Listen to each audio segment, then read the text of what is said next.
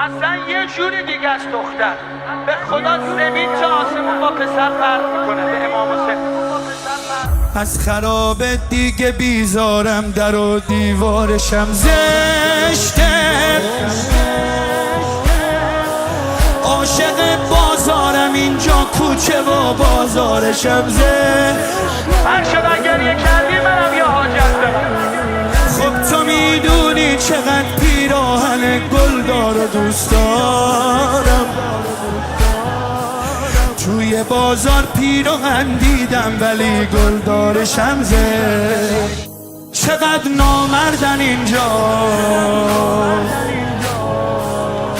عروسک داشتم و له کردن اینجا، بهم خندیدن اینجا، علل بوم و ازم دزدیدن اینجا. گریه کنا قدم شکست، خم شدم، ببین انگاری که هم سن عمم شدم. اصلا کجا سالمه، کدوم دختر سالت که اصالات به بابا حسین، جان حسین، جان حسین، بابا حسین.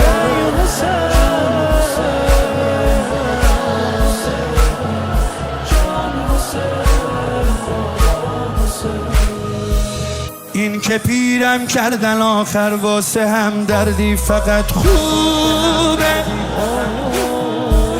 توی بازار زج خلم داد باز نمردم اون وسط خوبه. حرف بد تا زد بهش گفتم مگه دختر نداری تو،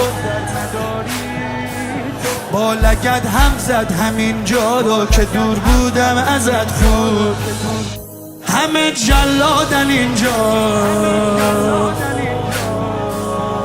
کجا بودی منو دق دادن اینجا، کتک بد خوردم اینجا.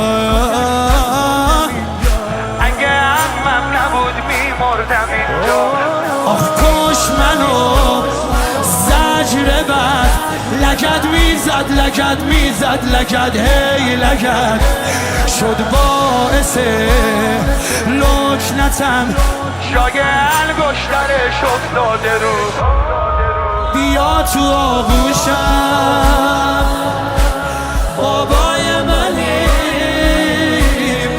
بگو در گوشم بابای منی، بابای